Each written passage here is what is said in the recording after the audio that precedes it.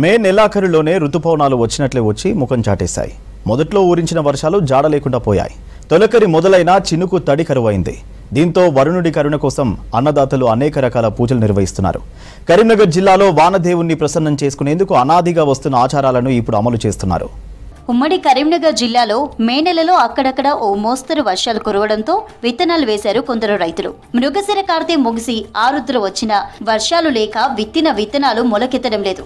అక్కడక్కడ మొలకెత్తిన మొలకలు కూడా ఎండలకు వాడిపోతున్నాయి. దీంతో కనీసం పాతకాలం నాటి మొక్కులు చెల్లిస్తే వానదేవుడు కరుణిస్తాడేమోనని పూజలు క్షతువులతో వేడుకుంటున్నారు రైతులు.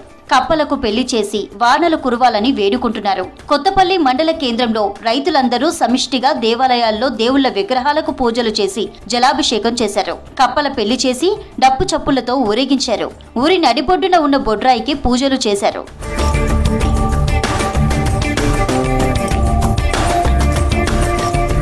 హుజురాబాద్ లోని పెద్ద పాపయ్యపల్లిలోనూ గ్రామస్తులు కప్పల పెళ్లి నిర్వహించారు.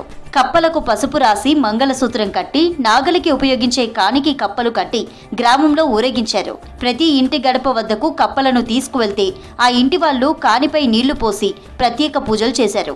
వర్షాలు సమృద్ధిగా కురవాలని వేడుకున్నారు. కప్పలకు పెళ్లి చేస్తే వర్షాలు కురుస్తాయని గ్రామస్తులు చెబుతున్నారు.